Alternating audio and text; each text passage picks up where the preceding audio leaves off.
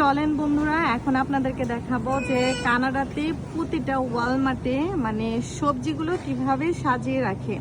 প্রতিটা সবজি আলাদা আলাদা করে সুন্দর করে ডেকোরেশন করে সাজিয়ে রাখে কানাডার প্রতিটি ওয়ালমার্টে। শুধু কানাডা না, যে কোনো দেশেই হয়তো বা আমেরিকাতেও আমি যতটুকু ভিডিওতে দেখেছি এমন সুন্দর করে সাজিয়ে রাখে। তো জাস্ট আপনাদের সাথে শেয়ার করা বন্ধু। তো দেখেন কেমন লাগলো আপনাদের দেখে অবশ্যই বলবেন। মানে প্রত্যেকটা জিনিস কিন্তু আলাদা আলাদা করে রাখা আর খুবই সুন্দর করে ডেকোরেশন করা, মূলত এটাই হচ্ছে বলা।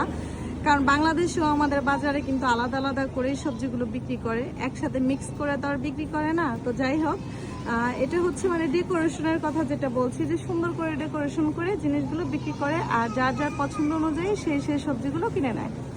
দেখেন এখানে ব্রোকলি, এখানে হচ্ছে পালং শাক, এখানে হচ্ছে পেঁয়াজের যেটা বলে,